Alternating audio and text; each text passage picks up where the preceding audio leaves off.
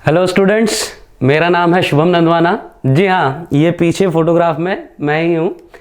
तो हम लोग आज डिस्कस करने वाले हैं एक और बहुत इम्पॉर्टेंट टॉपिक फिज़िक्स का।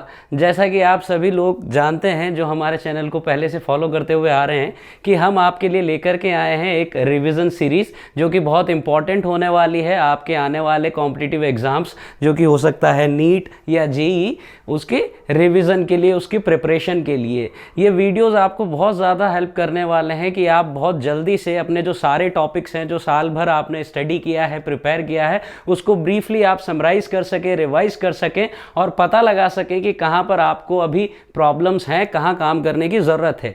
देखिए, अभी का जो टाइम है आपके लिए बहुत ज़्यादा क्रूशियल हो जाता है। इसमें जो सबसे इंपॉर्टेंट हैं वो दो चीज़ें आपके लिए हो जाती हैं, ताकि आप मैक्सिमम आउटपुट ला सकें एग्जामिनेशन में और बहुत अच्छे स्कोर के साथ क्वालिफाई कर सकें। तो वो दो चीज़ें क्या है बेटा? सबसे पहली चीज़ है रिवीजन और दूसरा इंपॉर्टेंट चीज़ है प्रैक्टिस। जी हाँ, तो यहाँ पर रिवीजन के लिए जैसा मैंने आपको बताया कि हमारे वीडियोस आप रेगुलरली फॉलो करते रहेंगे तो आप रिवीजन बहुत अच्छे तरीके से कर सकते हैं। आप यूट्यूब में स्पीड बढ़ा करके भी बहुत जल्दी से सारे टॉपिक्स को ब्रशअप कर सकते हैं, रिवाइज कर सकते हैं। इंपॉर्टेंट कॉन्सेप्ट्स जो हैं वो हम आपको ब्रीफली विद सिंपल एग्जाम्पल्स आपको यहाँ पर एक्सप्लेन कर रहे हैं। साथ ही साथ फंडामेंटल आपके लिए एक मॉक टेस्ट सीरीज भी अरेंज कर रहा है। जी हाँ, आप फंडामेंटल की वेबसाइट पर जाकर के ये मॉक टेस्ट सीरीज जो है इसको अटेम्प्ट कर सकते हैं। इसमें फ्री प्रैक्टिस क्वेश्चंस भी अवेलेबल हैं जो कि आपको हेल्प करेंगे प्रैक्टिस करने के लिए आगे आने वाले कॉम्पिटिटिव एग्जाम्स के लिए। प्रैक्टिस इसलिए बहुत ज़्यादा इंपॉर्टेंट हो जाती है क्योंकि अभी लास्ट मोमेंट पर आप जो पिछला सारा सिलेबस आपका पढ़ा हुआ है, हर एक पॉइंट को आप डिटेल में कवर नहीं कर पाएंगे। तो टेस्ट सीरीज के थ्रू टेस्ट देने के बाद जब आप एनालिसिस करेंगे कि कौन से पॉइंट्स हैं, कौन से टॉपिक्स हैं, किस टाइप के क्वेश्चन हैं, कौन से कॉन्सेप्ट्स हैं जिसमें आपको प्रॉब्लम आ रही है, तो स्पेसिफिकली आप उन्हीं कॉन्सेप्ट्स को, उन्हीं क्वेश्चंस को और उन्हीं तरीके की प्रॉब्लम्स को टारगेट करते हुए प्रिपेयर कर सकते हैं, जिससे कि आपका जो परफॉर्मेंस है वो बहुत ज़्यादा एनहांस होने वाला है। तो आज का हमारा जो टॉपिक है वो है कॉम्बिनेशन ऑफ रेजिस्टेंस। जैसा कि आप लोग अगर हमारे प्रीवियस वीडियोस फॉलो कर रहे हैं तो आपको पता होगा कि करंट इलेक्ट्रिसिटी के हम कुछ टॉपिक्स ऑलरेडी कवर कर चुके हैं और नेक्स्ट टॉपिक जो है हमारा कॉम्बिनेशन ऑफ रेजिस्टेंस है। कॉम्बिनेशन ऑफ रेजिस्टेंस के कई सारे क्वेश्चंस जो हैं वो आपको देखने को मिलेंगे नीट के एग्जाम्स में भी और मेंस के एग्जाम में भी। हो सकता है कि डायरेक्टली आपसे इक्विवेलेंट रेजिस्टेंस ना पूछा जाए, लेकिन जो सर्किट वाले क्वेश्चंस होते हैं, इलेक्ट्रिक सर्किट के जो क्वेश्चंस होते हैं, उसमें आपको पोटेंशियल या करंट कैलकुलेट करने के लिए भी कई बार इक्विवेलेंट रेजिस्टेंस कैलकुलेट करना होता है। इक्विवेलेंट रेजिस्टेंस क्या होता है उसको समझने के लिए हम यहाँ पर देखते हैं। पहले हमारे पास है सीरीज कॉम्बिनेशन। सीरीज कॉम्बिनेशन का यहाँ पर क्या मतलब हो जाता है कि अगर एक के बाद एक कॉन्टिन्यूसली रेजिस्टर्स कनेक्टेड होंगे तो उसको हम कहेंगे सीरीज कॉम्बिनेशन। जैसा आप देख सकते हैं R1, R2, R3 ये वन आफ्टर अनदर जो है कनेक्टेड हैं, इसलिए ये क्या है? सीरीज कॉम्बिनेशन यहाँ पर है। सीरीज कॉम्बिनेशन में इक्विवेलेंट रेजिस्टेंस का क्या मतलब हुआ? अगर मैं इस सर्किट को रीड्रॉ करूं और मैं चाहता हूं कि ये मैं 3 रेजिस्टर्स की जगह पर सिर्फ एक ही रेजिस्टर यूज करूं उसको, और जो सर्किट का है, जो पूरा इफेक्ट है सर्किट का, जो रिजल्ट है यानी कि जो करंट रहने वाला है, जो हीट डिसिपेट होगा या बाकी सारे जो रिजल्ट हैं वो सेम रहें, उस पर कोई इफेक्ट ना हो, तो उसमें मैं इस सर्किट को रीड्रॉ करूंगा और मैं इन तीनों रेजिस्टेंस को रिप्लेस कर दूंगा एक इक्विवेलेंट रेजिस्टेंस से, यानी मुझे एक ही रेजिस्टेंस इनके प्लेस पर चाहिए। अब काम सारा वही होगा, जैसे करंट यहाँ आई फ्लो हो रहा है तो यहाँ पर भी करंट क्या फ्लो होगा? आई ही करंट फ्लो होगा, सेम वैल्यू रहेगा, लेकिन ये जो रेजिस्टेंस है वो इन तीनों को रिप्लेस करके लगाया गया है, यानी कि इन तीनों के लिए ये इक्विवेलेंट रेजिस्टेंस है। तो जब भी सीरीज कॉम्बिनेशन होता है तो इक्विवेलेंट रेजिस्टेंस आप कैसे निकालते हैं? आप डायरेक्टली ऐड कर लेते हैं जितने भी रेजिस्टेंस सीरीज में होते हैं। सीरीज कॉम्बिनेशन में एक इंपॉर्टेंट चीज ये होती है, आप सर्किट को फॉलो करते हुए भी ये चीज समझ सकते हैं कि जैसे ही करंट आई यहां से फ्लो हुआ, यहां बैटरी से आई करंट यहां से निकला, तो ये आई करंट इन तीनों रेजिस्टेंस से पास होते हुए जाएगा। यानी कि हम कह सकते हैं कि हर एक रेजिस्टेंस में से जो करंट पास हुआ है वो सेम होगा, यानी कि सीरीज कॉम्बिनेशन में the current passing through each resistance is going to be same. ये आपको ध्यान रखना है, बहुत इंपॉर्टेंट चीज है। अब यहां पर दूसरा आपको दिया हुआ है V1, V2, V3। V1 क्या है? ये पोटेंशियल डिफरेंस है इस रेजिस्टेंस के अक्रॉस। V2 क्या है? ये पोटेंशियल डिफरेंस है सेकंड रेजिस्टेंस के अक्रॉस। और V3 क्या है? ये पोटेंशियल डिफरेंस है थर्ड रेजिस्टेंस के अक्रॉस। तो आप जैसा कि यहां पर देख सकते हैं कि अगर हमारे पास कोई भी रेजिस्टेंस है, यहां से I करंट अगर पास हो रहा है, ये A पॉइंट है, ये B पॉइंट है, तो A और B के बीच का जो पोटेंशियल डिफरेंस होगा VA minus VB, obviously VA ज्यादा होने वाला है, A जो होगा वो हायर पोटेंशियल पॉइंट होगा, B लोअर पोटेंशियल पॉइंट होगा, क्योंकि करंट जो है high potential to low potential flow करने वाला है। तो VA माइनस VB जो होगा इसको हम डेल्टा V भी कह सकते हैं, and V is equal to IR according to the Ohm's law. तो ये क्या होने वाला IR। इसी तरह से अगर मैं यहां पर V1 की बात करूंगा तो करंट कितना पास हो रहा है R1 से I, और रेजिस्टेंस कितना है R1, तो V1 is equal to IR1। इसी तरह से V2 की बात करेंगे तो ये कितना हो जाएगा IR2। इसी तरह से V3 की अगर बात करेंगे IR3, और टोटल पोटेंशियल जो V है वो क्या है, इस एंड और इस एंड के बीच का पोटेंशियल डिफरेंस है, और उसको हम इन तीनों की सम के फॉर्म में भी लिख सकते हैं। तो आई होप ये चीज़ आपको समझ आ गई होगी। इसका एक नेक्स्ट टॉपिक जो है यहाँ पर हम कॉम्बिनेशन जो है, next combination that is parallel combination. Parallel combination का मतलब क्या है कि सीरीज में हमने देखा कि वन आफ्टर अनदर जो है रेजिस्टेंस कनेक्टेड है, और पैरेलल में क्या है कि इन सब का एक कॉमन पॉइंट इधर कनेक्टेड है और दूसरा कॉमन पॉइंट इधर कनेक्टेड है। ये देखें आप, ये एक रजिस्टर है, ये दूसरा रजिस्टर हो गया, ये तीसरा रजिस्टर हो गया, इस तरीके से। तो ये R1 R2 R3। अब ये वाला जो एंड है, फर्स्ट एंड, इसको हम कहें कि इसका फर्स्ट एंड, इसका फर्स्ट एंड और इसका फर्स्ट एंड तीनों एक ही पॉइंट पर कनेक्टेड है, और इनका जो दूसरा एंड है, ये वाला और ये वाला, वो सब एक ही पॉइंट पर कनेक्टेड है, जैसा कि आप यहां पर देख पा रहे हैं। तो ये क्या हो गया, एक पैरेलल कॉम्बिनेशन हो गया। पैरेलल कॉम्बिनेशन की खास बात क्या है, यहां पर सबसे पहले अगर हमको इक्विवेलेंट रेजिस्टेंस निकालना है तो ये उसका फॉर्मूला होगा, 1 upon R equivalent is equal to 1 upon R1 plus 1 upon R2 plus 1 upon R3। This must be R3, यानी कि 1 upon R equivalent is equal to sigma 1 upon RI, और I को हम रिप्लेस कर देंगे R1 R2 R3 इस तरीके से। तो यहाँ पर जितने भी रेजिस्टेंस पैरेलल में होंगे हम उनका इक्विवेलेंट रेजिस्टेंस इस तरह से कैलकुलेट कर सकते हैं। सपोज अगर हमारे पास में दो रेजिस्टेंस हैं जो कि पैरेलली कनेक्टेड है, ये R1 है, ये R2 है, तो मुझे R इक्विवेलेंट निकालना है, तो मैं फॉर्मूला अप्लाई करूंगा 1 upon R equivalent is equal to 1 upon R1 plus 1 upon R2। इसको जब मैं सॉल्व करता हूं तो मुझे R इक्विवेलेंट का वैल्यू क्या मिलेगा, R1 R2 upon R1 plus R2। इसको आप एज एन फॉर्मूला या एज ए रिजल्ट भी याद रखें, क्योंकि कई बार क्या होता है कि दो रेजिस्टेंस पैरेलल में होते हैं तो हमको बार बार 1 upon R equivalent is equal to 1 upon R1 plus 1 upon R2 लिखने की जरूरत नहीं है। हम डायरेक्टली ये फॉर्मूला अप्लाई करके वहां पर इक्विवेलेंट रेजिस्टेंस कैलकुलेट कर सकते हैं। अब यहां पर ध्यान रखने वाली बात क्या है कि जो पैरेलल कॉम्बिनेशन होता है रेजिस्टेंस का, उसमें हर एक रेजिस्टेंस के अक्रॉस जो पोटेंशियल डिफरेंस होने वाला होगा वो सेम होगा, यानी कि यहां पर R3 के अक्रॉस जो पोटेंशियल डिफरेंस होगा वो V है, R2 के अक्रॉस जो पोटेंशियल डिफरेंस है वो भी V है, R1 के अक्रॉस जो पोटेंशियल डिफरेंस है वो भी V है। ऐसा क्यों हो रहा है वो हम बहुत आराम से यहां पर से समझ सकते हैं। देखिए कि ये वाला जो एंड है, ये वाला जो एंड है उसको हम A बोलें, और ये वाला जो एंड है उसको B बोले। देखिए यहाँ पर कोई रेजिस्टेंस नहीं है, तो थ्रू आउट हर एक पॉइंट पर पोटेंशियल जो होगा वो सेम ही होगा। तो यहाँ पर जो पोटेंशियल है B पर, वही यहाँ पर भी होगा, यहाँ पर भी होगा, हर एक जगह वही है। इसी तरह से यहाँ पर भी सेम पोटेंशियल है, तो यहाँ पर, यहाँ से लेकर के यहाँ तक बराबर पोटेंशियल है जो कि A है। अब आप देखें कि मुझे इस रेजिस्टेंस के अक्रॉस पोटेंशियल कैलकुलेट करना है, तो इस रेजिस्टेंस के अक्रॉस पोटेंशियल जो होगा डिफरेंस वो क्या होगा, VA माइनस VB। इसी तरह से R2 को देखें कि इसका एक एंड A पर है, दूसरा एंड B पर कनेक्टेड है, तो R2 के अक्रॉस जो पोटेंशियल डिफरेंस होगा वो भी VA माइनस VB। इसी तरह से R3 का एक एंड A पर, दूसरा B पर, तो R3 के अक्रॉस जो पोटेंशियल डिफरेंस होगा वो भी VA माइनस VB होगा।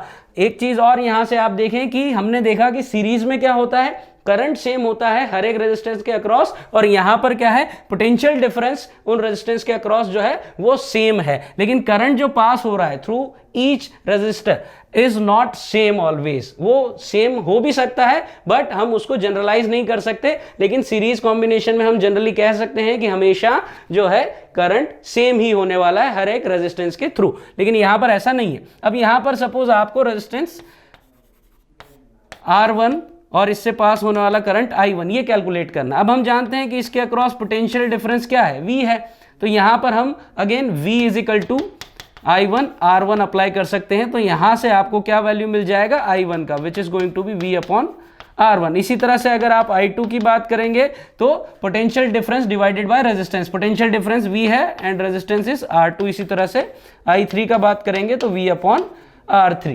तो यहां पर क्या होता है, पोटेंशियल डिफरेंस सेम होने वाला है। अब यहां पर जब यहां से करंट पास होगा, ये जो I करंट है, आप देखें कि इसका टोटल वैल्यू क्या होगा, I1 plus I2 plus I3। यही डिस्ट्रीब्यूट हुआ है यहाँ पर तीनों ब्रांचेस में, और यहाँ से जब आएगा तो फिर वापस से सेम करंट मिलने वाला है, क्योंकि यहाँ से I1 आने वाला है, यहाँ से I2 और यहाँ से I3, और ये तीनों मिलकर के फिर से क्या बनेगा, I। ओके तो यहाँ पर सारी बातें हमने डिस्कस कर ली है। यहाँ पर ये जो भी हमने छोटी मोटी चीज़ें डिस्कस करी है, इन पर बेस्ड भी क्वेश्चन आपके पास कोई सिंपल से क्वेश्चन बन सकते हैं।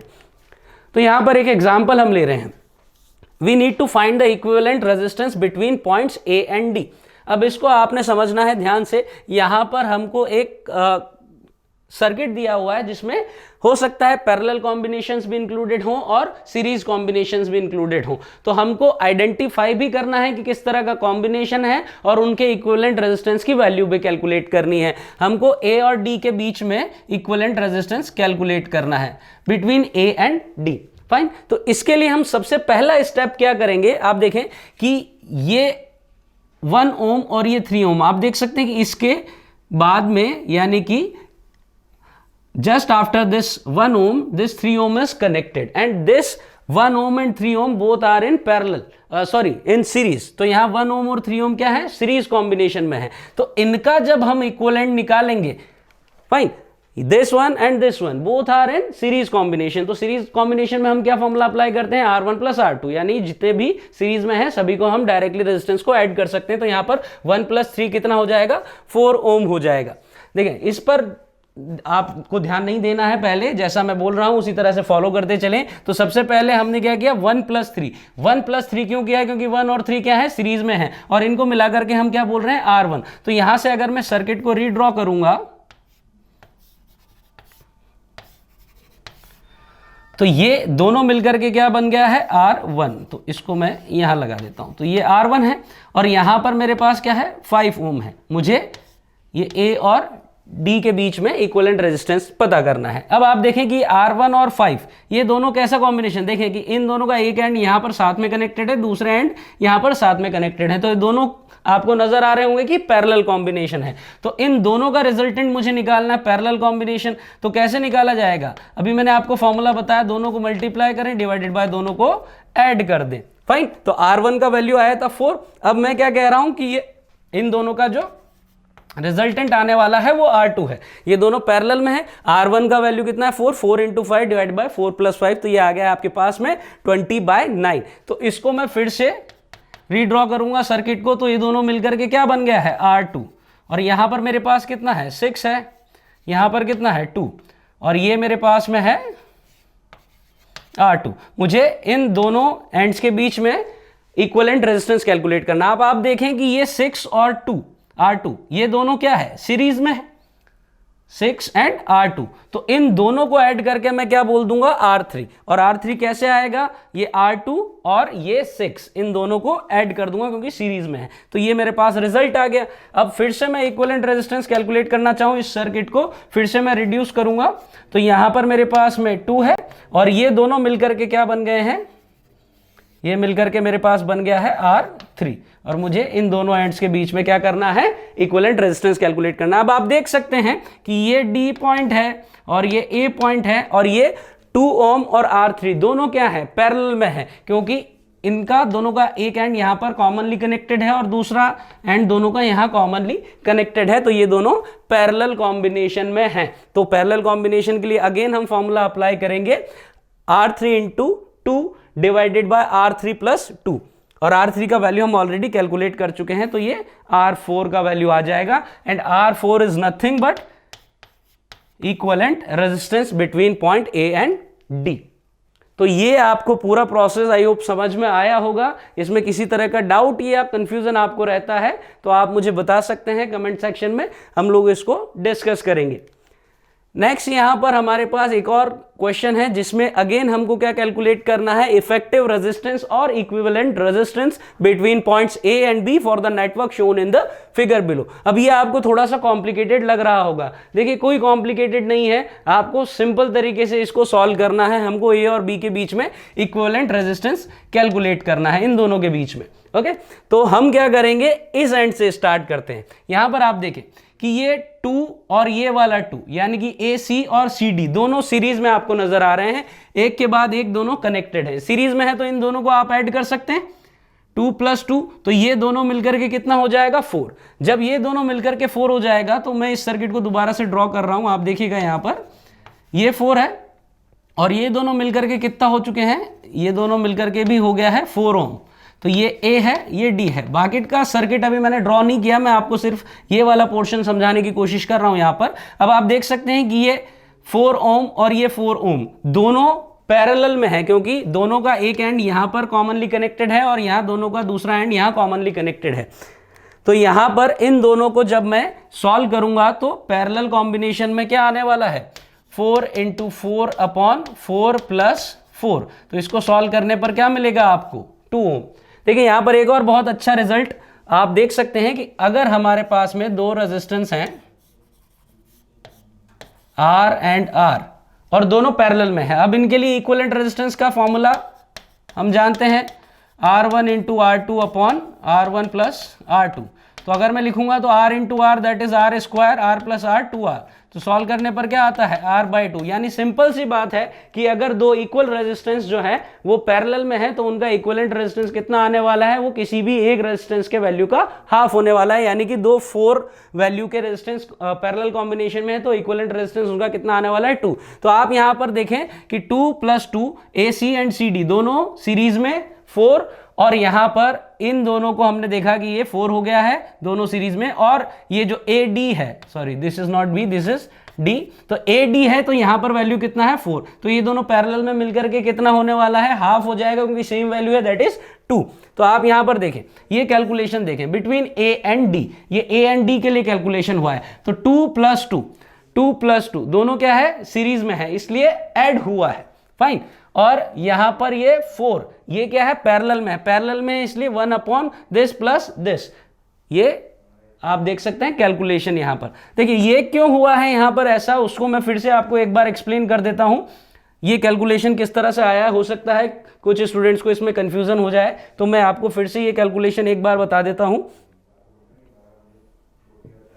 देखिए ये किस तरह से आया, अब देखें कि 2 + 2 ये सीरीज में है, फाइन। तो ये दोनों सीरीज में हो गया, तो इन दोनों को रिप्लेस करके 2 + 2 मैं यहां पर लिख सकता हूं, ओके। और ये D और ये A, मैं A और D के बीच में फिलहाल जो है इक्विवेलेंट रेजिस्टेंस कैलकुलेट कर रहा हूं, इसका वैल्यू कितना है 4। अब 2 + 2 और 4 दोनों क्या है, पैरेलल में है, पैरेलल में है तो 1/R इक्विवेलेंट, ये कैसे आता है 1/R1 + 1/R2। अब देखें 1/R1 ये 2 + 2 क्या है हमारे लिए R1 + 1/R2 दैट इज 4, ये 1/R इक्विवेलेंट। और मुझको क्या चाहिए, R इक्विवेलेंट का वैल्यू चाहिए। तो R इक्विवेलेंट का वैल्यू कैसे आने वाला है, यहां से इसको रेसिप्रोकल हम कर दें तो 1/2 + 2 + 1/4। तो आई होप ये आपको समझ में आया होगा कि ये कैलकुलेशन किस तरह से हुआ है। उसको सिंपल तरीके से मैं बता देता हूं, 2 + 2 4 और दोनों 4 पैरेलल में आ गए तो उनका हाफ जो होगा वो equivalent resistance that is 2, fine. तो अब आप देखें कि ये पूरा सर्किट जो है, अब आप इसको पूरे को हटा करके क्या कर सकते हैं, सिंपल एक रेजिस्टेंस लगा सकते हैं that is of 2 ohm between A and D।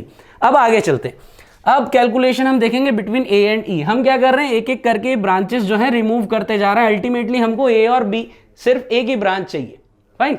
तो क्या कर रहे हैं, ये 2 ओम है, अब देखें कि ये 2 ओम और ये 2 ओम दोनों सीरीज में आ गए, देख सकते हैं आप, ये 2 और ये 2, ये दोनों क्या है सीरीज में है। ये A था हमारा, ये D, A और D के बीच में 2 आया था, ये E हो गया, और इधर क्या है, इधर हमारे पास है 4। तो आप देखेंगे कि फिर से वही सिचुएशन बन रही है, देखें 2 + 2 2 + 2 2 + 2 और ये 4, ये A एंड ई।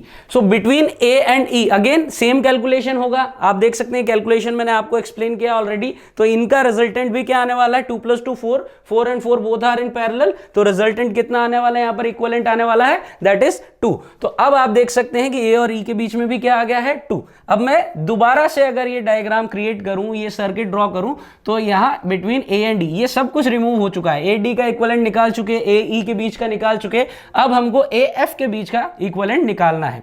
तो यहां से आप देखें कि ये ए है 2 और ये ई, ए और ई के बीच में आ गया है 2। इसके बाद यहां पर अपने पास में है अगेन 2 और यहां पर फिर से है 4, ये है एफ।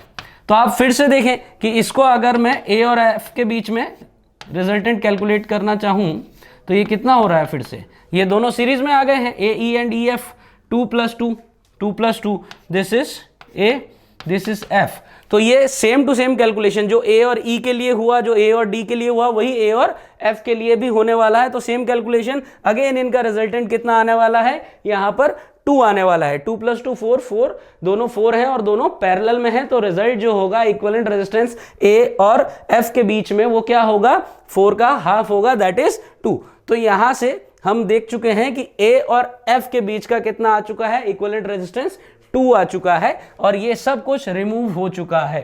आई होप यहां तक आपको सारी चीज क्लियर हुआ होगा। अब मैं बात कर रहा हूं ए और बी की। आप देखें कि ए और बी के लिए कितना है, यहां पर 2 है, फाइन। और ए और एफ के बीच में कितना रिजल्टेंट आ चुका है, that is 2 ohm. 2 ohm between A and F, और एफ और बी के बीच में कितना है, 2 ओम है। अब मुझे क्या करना है, ए और बी के लिए निकालना है। तो आप देखें कि यहां से ए एफ और एफ बी दोनों सीरीज में है, 2 + 2। तो देखें 2 + 2 यहां पर आ रहा है और ये 2 क्या है, इनके पैरेलल में है। तो इसीलिए यहां पर 1/2 आया है, फाइन। तो इसका जो फाइनल सर्किट है वो कैसा ड्रॉ होगा, 2 + 2 और साथ में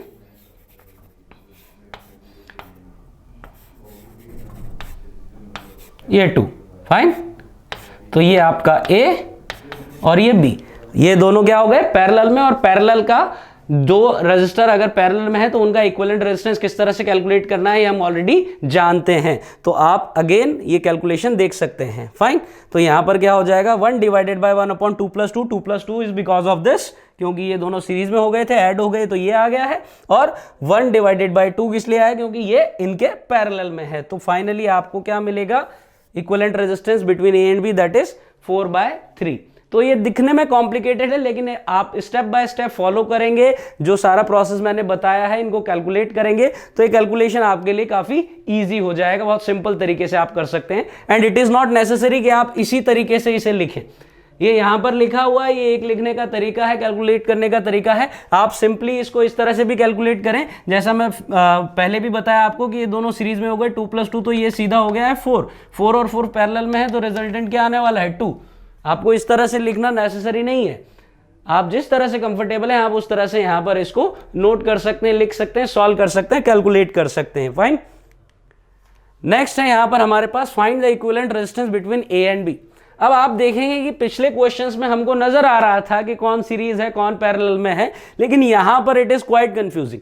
तो जब इस तरह के सर्किट हो जिसमें आपको डायरेक्टली नजर नहीं आ रहा है कि कौन से रजिस्टर सीरीज में है कौन से पैरेलल में है, तो उसके लिए हमारे पास एक सिंपल तरीका होता है। हम सबसे पहले क्या करते हैं, सर्किट को रीड्रॉ करते हैं, रीअरेंज करेंगे रजिस्टर्स को और रीड्रॉ करेंगे सर्किट को।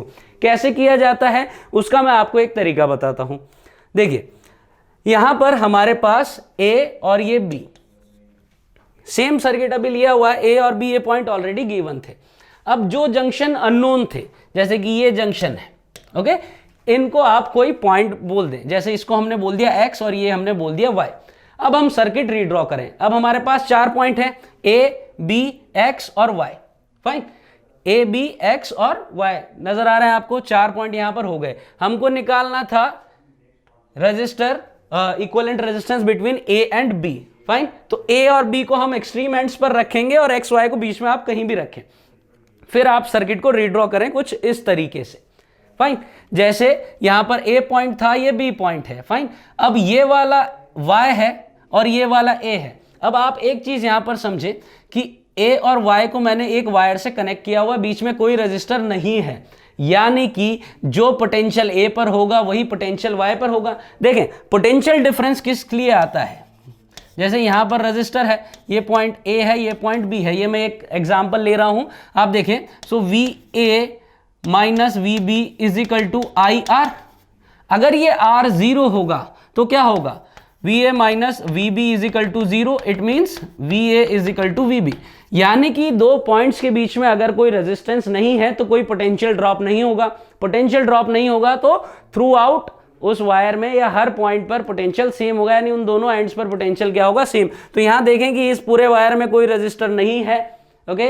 बाय डिफॉल्ट हम यही मानते हैं कि आइडल वायर है तो कोई रेजिस्टेंस नहीं है, क्योंकि शो नहीं किया हुआ है यहां पर, तो इसलिए ए और वाई का पोटेंशियल सेम है, यानी कि ये दोनों एक ही पॉइंट हम कंसीडर कर सकते हैं। फिजिकली दोनों अलग अलग पॉइंट है, लेकिन कंसेप्चुअली या हम मैथमेटिकली बात करें, क्योंकि हमको पोटेंशियल की यहां पर पोटेंशियल के अकॉर्डिंग पॉइंट्स को डिफरेंशिएट करना है या फिर डिस्ट्रीब्यूट करना है वहां पर, तो दोनों का पोटेंशियल जब सेम है तो दोनों पॉइंट्स एक ही कंसीडर करेंगे, तो ए और वाई दोनों एक ही पॉइंट होंगे, एक जगह लिख दिए। इसी तरह से यहां पर देखें आप, ये वाला जो पॉइंट है बी, और ये देखें कोई रजिस्टर नहीं है यहां पर, तो कोई पोटेंशियल ड्रॉप नहीं होगा, तो बी और एक्स पर पोटेंशियल सेम होगा, यानी कि जो पोटेंशियल ए पर होगा वही पोटेंशियल वाई पर होगा। इसी तरह से जो पोटेंशियल बी पर होगा वही पोटेंशियल एक्स पर होगा, तो बी और एक्स भी एक ही जगह लिखे। अब आप देखें ए और एक्स के बीच में क्या रजिस्टर है, 6R, तो ये मैंने ए और एक्स के बीच लगा दिया 6R। फिर एक्स और वाई के बीच में क्या है, 9R, तो ये x और ये y, इनके बीच में लगाया 9R। इसी तरह से y और b के बीच में कितना है, 12R, तो y और b के बीच में अपन ने लगाया 12R। तो आप देख सकते हैं यहां से 6R 9R 12R तीनों क्या हो चुके हैं, पैरेलल कॉम्बिनेशन में आ चुके हैं। अब यहां से साफ साफ नजर आ रहा है कि ये तीनों रजिस्टर जो हैं वो पैरेलल कॉम्बिनेशन में है। अब सिंपली हमको फॉर्मूला लगा देना है पैरेलल कॉम्बिनेशन के लिए इक्विवेलेंट रेजिस्टेंस का, 1/R equivalent is equal to 1/R1 plus 1/R2 plus 1/R3, और ये यहां पर इसका सिंपल कैलकुलेशन हो जाता है। आप देखें यहां पर ये, तो ये इसका सिंपल कैलकुलेशन हो गया, इसको आप इजीली कैलकुलेट कर पाएंगे। तो आपको समझ आया होगा कि कॉम्प्लिकेटेड सर्किट्स अगर आपको नजर आ रहे हैं, और भी अलग अलग तरीके के सर्किट्स होते हैं, और भी तरीके होते हैं प्रोसेस करने के, लेकिन आपको अभी के लिए यही समझ लेना है कि जब भी आपको अगर नजर नहीं आ रहा है कि पैरेलल कॉम्बिनेशन है या सीरीज सर्किट में, तो सबसे पहले आप उस सर्किट को रीड्रॉ करने की कोशिश करें। उसका प्रोसेस क्या है, सबसे पहले जो पॉइंट्स आपको अननोन है, जहां पर आपको पोटेंशियल का कोई आइडिया नहीं है, वहां पर आप पॉइंट्स मेंशन करें। आप देखें कि कोई दो पॉइंट्स ऐसे तो नहीं है जिन पर पोटेंशियल सेम है, अगर हैं तो उनको एक साथ लिखें, और उनके बीच में जो जो रजिस्टर्स लगे हुए हैं उनको आप ड्रॉ करते जाएं और सर्किट को एक बार फिर से बनाएं। राइट, देखिए यहां पर ये हमारे पास एक और क्वेश्चन है जिसमें हमको बताना है equivalent resistance between A and B. अब यहां पर भी हमको समझ नहीं आ रहा है कि पैरेलल कॉम्बिनेशन है या सीरीज कॉम्बिनेशन है एक बार देखने पर, तो हम यहां पर फिर से क्या करेंगे, इसको रीअरेंज करने की कोशिश करेंगे। किस तरह से करेंगे, आप देखें कि ये एंड जो है ए, इस आर रेजिस्टेंस का एक एंड ए है, दूसरा एंड ओ है यहां पर। अब ये 12R का एक एंड ओ है, दूसरा एंड कुछ नहीं दिया हुआ है। इसी तरह से 9R का दूसरा एंड हमको पता नहीं, ये 6R का दूसरा एंड पता नहीं, बी यहां पर एक पॉइंट लिया हुआ है। फाइन, अब आप देखें कि ये जो पूरा का पूरा वायर यहां पर आपको नजर आ रहा है, इसमें कोई रजिस्टर नहीं है, यानी कि कोई पोटेंशियल ड्रॉप यहां पर नहीं होने वाला। यानी कि अगर इसको बी कहा गया है तो इसको भी मैं बी कह सकता हूं, क्योंकि यहां पर भी पोटेंशियल वही होगा जो इस पॉइंट पर है। इसे भी मैं बी कह सकता हूं और इसे भी मैं बी कह सकता हूं। फाइन, तो इस तरीके से आप देख सकते हैं कि ये बी है तो ये भी हो सकता है, ये भी होगा और ये भी होगा। फाइन, ये ए इसके साथ में कनेक्टेड नहीं है, अलग है, जैसा कि आप देख पा रहे हैं। फाइन, अब इसको मैं फिर से रीड्रॉ करूंगा। अब मेरे पास पॉइंट्स क्या हैं, ए, ओ एंड बी। तो ए, ओ और बी तीन पॉइंट्स मैं लूंगा और उनके बीच में जो जो रजिस्टर गिवन है वो मैं कनेक्ट करता जाऊंगा, तो इस तरह का कुछ सर्किट मुझे मिलेगा। मैंने ए लिया, ओ लिया, बी लिया। आप देखें कि ए और ओ के बीच में क्या है, आर, वो मैंने लगा दिया। ओ और बी के बीच में है 6R, ओ और बी के बीच में है 9R, ओ और बी के बीच में है 12R। फाइन, तो अब यहां से आप देखेंगे तो ये तीनों 6R, 9R and 12R, these three resistors are in parallel combination. तो इनके लिए फॉर्मूला लग जाएगा 1/R equivalent is equal to 1/6R plus 1/9R plus 1/12R। फिर यहां से हमको एक इक्विवेलेंट रेजिस्टेंस मिलेगा और वो होगा सीरीज में इस R के साथ में। देखिए यहां पे ये R, ये पॉइंट O, और इनको सॉल्व करने पर देखिए 1/R', ये मैं इनको सॉल्व कर रहा हूं, इनका equivalent resistance 1/R1 which is 6R, R2 which is 9R, 1/R3 which is 12R। तो सॉल्व करने पर R' ये आ चुका है। तो between O and B it would be R'। अब आप देखें कि A और B के बीच में R और R' दोनों क्या हैं, सीरीज में है। तो यहां पर जो इक्विवेलेंट रेजिस्टेंस आएगा that would be R plus R'। तो R equivalent is R plus R'। R' is 36/13R। तो ये आपको यहां से समझ आया होगा। दोनों एग्जाम्पल यानी कि पिछला वाला एग्जाम्पल और इस एग्जाम्पल में हमने क्या किया है, सर्किट को रीड्रॉ किया है। फाइन। एक और यहां पर हमने एग्जाम्पल लिया हुआ है, calculate the current shown by the ammeter A in the circuit in this figure. यानी कि इस एमीटर ने कितना करंट शो करना है। आप देखें यहां से सपोज I करंट जो है वो फ्लो होता है बैटरी के पॉजिटिव एंड से, और नेगेटिव एंड पर उतना ही करंट आने वाला होता है। ये हम जानते हैं कि बैटरी से जितना करंट निकलता है उतना ही वापस बैटरी में आ रहा होता है। तो यहां से भी कितना करंट पास होने वाला है, I। यानी कि टोटल इस बैटरी से जितना करंट निकलेगा, सर्किट का जो मेन करंट है वही एमीटर का रीडिंग होगा, वही करंट एमीटर में शो किया जाएगा। तो हमको ये वैल्यू कैलकुलेट करना है। तो यहां पर कैलकुलेट करने के लिए हम क्या करें कि अगर हम इसका इक्विवेलेंट रेजिस्टेंस किस तरह से निकाल पाए इस सर्किट का, इस पूरे कॉम्बिनेशन ऑफ रेजिस्टर्स का, यानी कि ये R इक्विवेलेंट अगर मैं निकाल पाऊं तो इसको रिप्लेस कर सकता हूं मैं R इक्विवेलेंट से। फिर मेरे पास यहां पर क्या होगा, एक बैटरी होगा 12 वोल्ट का और यहां से करंट जा रहा होगा I जो कि एमीटर से पास होगा। तो simply I is equal to 12 divided by R equivalent. तो बड़ा सिंपल ये हो जाएगा। तो मेन टारगेट अपना क्या है, R इक्विवेलेंट कैलकुलेट करना। तो R इक्विवेलेंट कैलकुलेट करने के लिए हम क्या करेंगे, अगेन हम यहां पर सर्किट ड्रॉ करने वाले हैं। सर्किट रीड्रॉ किस तरह से किया जाएगा, आप इसको यहां से इस तरह से समझें। सपोज इसको मैं बोल देता हूं पॉइंट O, ओके। यहां पर ये मैं बोल दिया पॉइंट A।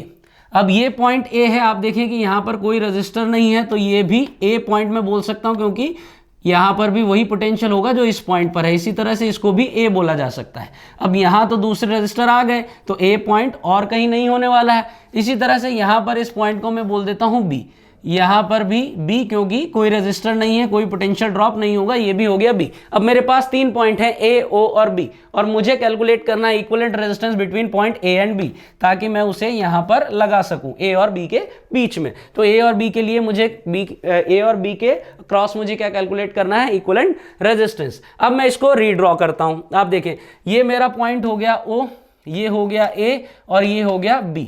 आप यहां पर देखें कि A और B के बीच में यहां पर कितना है, 4 ओम है। देखें आप A और B के बीच में क्या लगाया हुआ है, 4 ओम। इसी तरह से यहां भी A और B के बीच में क्या है, 4 ओम है। ये देखें A और B के बीच में क्या है, 4 ओम। A और O के बीच क्या है, 8 ओम। इसी तरह से A और O के बीच में क्या है, 8 ओम। तो बिटवीन A एंड O 8 ओम 8 ओम। देखें ये दोनों 8 ओम। इसी तरह से यहां पर O और B के बीच में 8 एंड 8, 2 बार 8 ओम यहां पर है। तो बिटवीन O एंड B 8 ओम 8 ओम। तो अब यहां पर देखें कि अब ये बहुत ही प्यारा सा सिंपल सा सर्किट बन चुका है। अब इसको बहुत ही आसानी से हम सॉल्व कर पाएंगे, बहुत ही आसान हो जाएगा हमारे लिए सॉल्व करना। तो आप देखें कि ये दोनों 8 ओम क्या है, पैरेलल में है। पैरेलल में है तो इन दोनों का इक्विवेलेंट हम कैलकुलेट कर सकते हैं पैरेलल कॉम्बिनेशन के फॉर्मूला से। और आप जानते हैं कि अगर दोनों रेजिस्टेंस का वैल्यू सेम है तो पैरेलल कॉम्बिनेशन में जो रिजल्टेंट आने वाला है उसका वैल्यू हाफ हो जाएगा। यानी इन दोनों को मैं रिप्लेस कर सकता हूं किससे, एक रेजिस्टेंस लगा करके जिसका वैल्यू हो 4 ओम।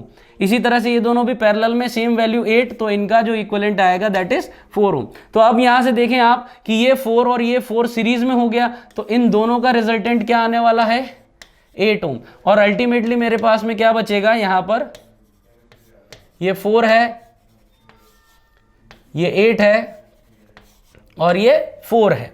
तो यानी कि A और B के बीच में मुझे इक्विवेलेंट निकालना है। तो ये 3 रजिस्टर मुझे मिले हैं, तीनों पैरेलल हैं और इनका मुझे इक्विवेलेंट रेजिस्टेंस निकाल लेना है, जो कि कैलकुलेट करना बड़ा आसान होने वाला है।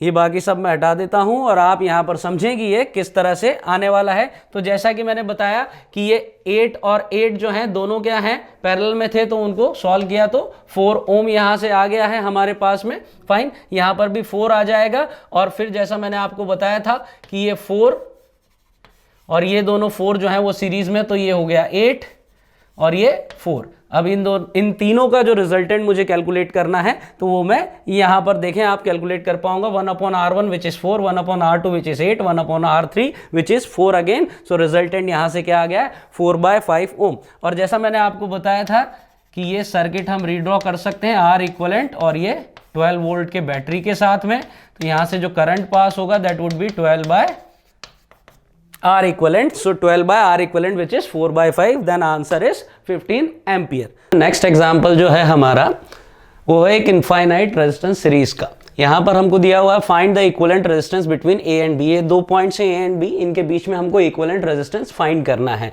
और जैसा कि आप यहाँ पर देख सकते हैं कि यहाँ पर हमारे पास कॉम्बिनेशन ऑफ रेजिस्टर्स हैं जो कि इनफाइनाइट है, यानी कि यहाँ पर इनफाइनाइट रेजिस्टर्स हैं और इसी तरह का सेटअप जो है वो रिपीट हो रहा है। आप देख सकते हैं कि अगर मैं इसको यहाँ से डिस्कनेक्ट करता हूँ तो ये वाला पोर्शन जो है वो कॉन्टिन्यूसली रिपीट हो रहा है। आप देख सकते हैं, इसको अगर कॉपी करेंगे, पेस्ट करेंगे और कॉन्टिन्यूसली इसी तरह से आप देख सकते हैं कि ये पूरा सेटअप है। अब इस तरह के क्वेश्चंस को सॉल्व करने का एक स्पेसिफिक तरीका होता है, एक स्पेसिफिक मेथड है। एक स्टैंडर्ड क्वेश्चन है, आपको सभी जगह इस तरह का क्वेश्चन देखने को मिलेगा किसी भी बुक में या किसी भी मॉड्यूल में। तो एक स्पेसिफिक मेथड फॉलो करते हुए इसको हमको सॉल्व करना होता है। आप वो प्रोसेस ध्यान रखें, स्टेप्स क्या हैं वो ध्यान रखें और इस तरह के आप क्वेश्चन सॉल्व कर पाएंगे बहुत ईजिली। तो सबसे पहले हम क्या करते हैं, हम इस पूरे सेटअप को यहां से डिस्कनेक्ट करते हैं, यानी कि जो ऑड पोर्शन है, क्योंकि आप देख सकते हैं इसके बाद जो है सिमिलर रिकरेंस हो रहा है। यहां पर जो सेटअप है, जैसे ये R और 2R है, R और 2R, R और 2R, इसी तरह से बार बार से आ रहा है। सिर्फ यहां पर ये जो फर्स्ट एलिमेंट है इसको हम अलग कर लेते हैं और हम ये अज्यूम करते हैं कि ये इनफाइनाइट जो सीरीज है इसमें से अगर इतना सा पोर्शन अगर निकाल लिया जाए तो उससे इस इनफाइनाइट सीरीज पर, रेजिस्टर्स की जो सीरीज है उस पर कोई इफेक्ट नहीं पड़ने वाला है। आप इसको ऐसे समझ सकते हैं कि हमारे पास इनफाइनाइट चॉकलेट्स का अगर एक कलेक्शन है तो उसमें से 1 या 2 चॉकलेट्स अगर हम निकाल लेते हैं या कोई उनको खा लेता है या वो किसी तरह से वेस्ट हो जाती हैं तो उससे उस कलेक्शन पर कोई इफेक्ट नहीं आने वाला है। इसी तरह से हम अज्यूम कर रहे हैं कि इन दोनों के बजाय ये जो बाकी सारे रेजिस्टर्स हैं इनका जो इक्विवेलेंट रेजिस्टेंस होगा वही इसका आंसर होना चाहिए। ओके, तो हम मान लेंगे कि इन सबको हटा के हम यहां पर क्या लगा सकते हैं, एक इक्विवेलेंट रेजिस्टेंस लगा सकते हैं। ये देखिए आप कि ये R और 2R हमने रहने दिया, यहां से हमने इसको ब्रेक किया और इस पूरे को रिप्लेस कर दिया हमने R0 से। R0 क्या है, R0 वो इक्विवेलेंट रेजिस्टेंस है जो हमको कैलकुलेट करना है इन इनफाइनाइट रेजिस्टर के कॉम्बिनेशन की वजह से। ओके, अब इसको आगे कैसे सॉल्व करें। अब ये एक सिंपल सा सर्किट हमारे पास बन गया है और इसको सॉल्व करना हमारे लिए बहुत ही आसान हो जाता है। आप देखें कि ये R0 और 2R क्या है, दोनों पैरेलल में है। पैरेलल में होते हैं दो रेजिस्टर्स, तो उनके लिए हमने फॉर्मूला अप्लाई करना है R1 R2 upon R1 plus R2 और हमको मिल जाएगा इन दोनों का इक्विवेलेंट रेजिस्टेंस। तो ये फॉर्मूला हमने अप्लाई किया और हमने क्या कर दिया, इनका इक्विवेलेंट रेजिस्टेंस जो आया, जो कि ये वैल्यू है, उसको यहां पर रिप्लेस कर दिया। इन दोनों की जगह पर ये रेजिस्टर हमने लगा दिया है। ओके, अब फाइनली आप देखेंगे कि ए और बी के बीच में क्या है, ये 2 रेजिस्टर्स हैं और ये दोनों रेजिस्टर्स क्या हैं, सीरीज में हैं। R and this 2R into R0 divided by 2R plus R0, और सीरीज रेजिस्टर्स हैं तो क्या कर सकते हैं, हम इनको डायरेक्टली ऐड कर सकते हैं और हमको क्या मिलेगा, R इक्विवेलेंट। और जैसा कि मैंने आपको बताया कि ये जो R इक्विवेलेंट है, this is the equivalent resistance between A and B, जो हमने क्या मान लिया था, R0, तो ये R0 के ही इक्वल हो जाता है। तो हमारे पास ये इक्वेशन बन जाता है।